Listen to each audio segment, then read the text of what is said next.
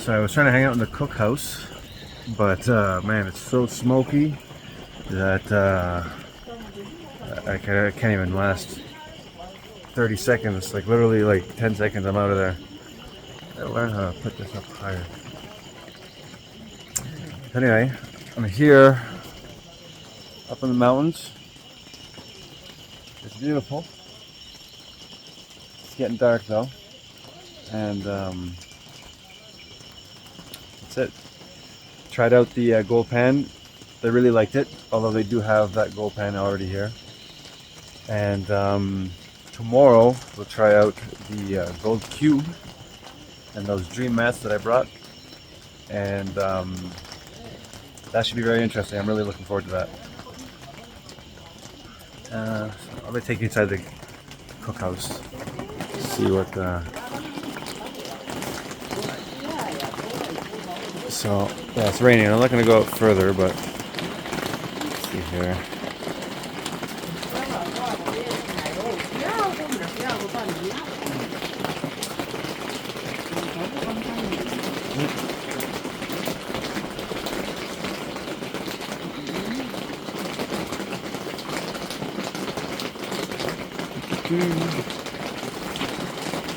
Alright, that's it.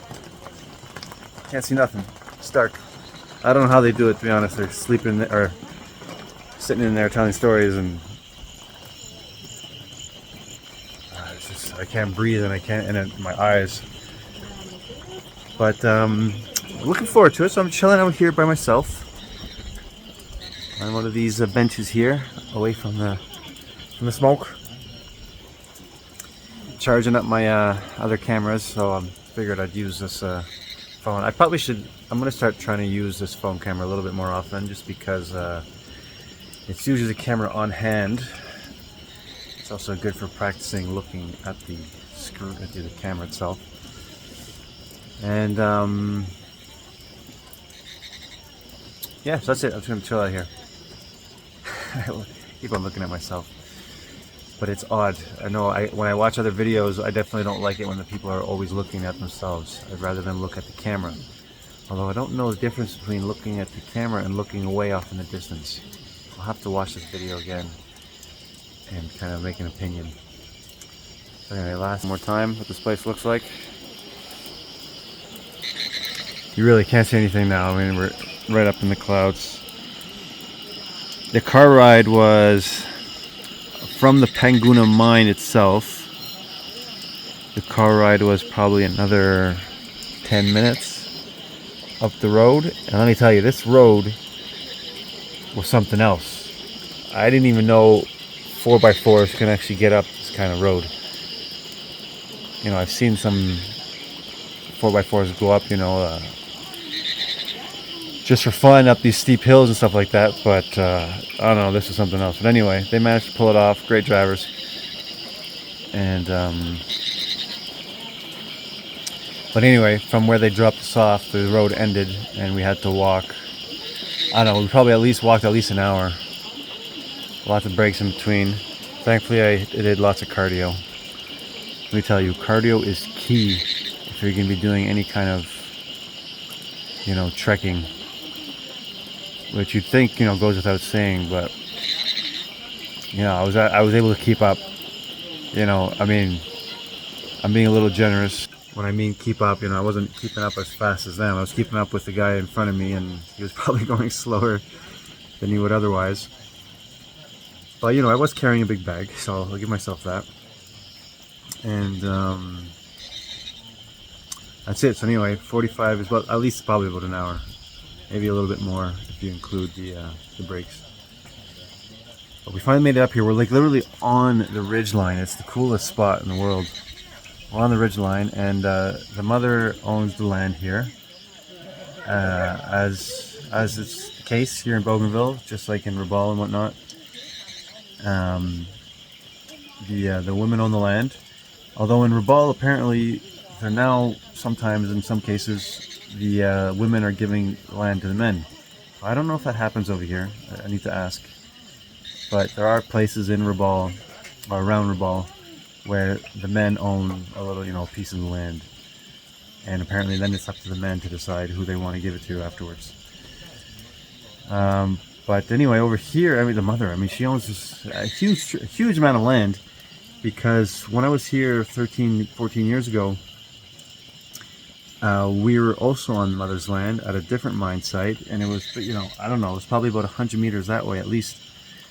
And apparently the mother owns all this spot, and she owns prime gold mining area, because it's right up in the mountains, right on the ridge line. And yeah, so anyway, so tomorrow we try out the gold cube, try out the gold mat, and I'm really looking forward to it, because I know for sure it's definitely going to improve their gold recovery and the speed at which they do it. I mean, today we were basically panning waste, you know, like either after their mine spot or just like little like actual like tailings. I guess that's the same thing. Yeah, anyway, so we were mining tailings, and there was gold in it, you know, and we even found a nugget, a little tiny nugget in one of the tailings areas just below their little gold capture system. And yeah, so the gold cube should definitely help speed things up, and I'm really looking forward to it. I mean, they've never seen anything like it. They've seen the pan I brought, they've seen it before. Apparently you can get it here for, you know, like 250 or 300 kina. You do the conversion. For Canadian, it's 300 kina is $100. So American, you're probably looking at what, 75? Probably going down, because the Canadian dollar is plummeting. Anyway, that's a different topic for a different day. But yeah, so they've seen the gold pans here, but they have not seen the gold cube or these dream mats that I brought.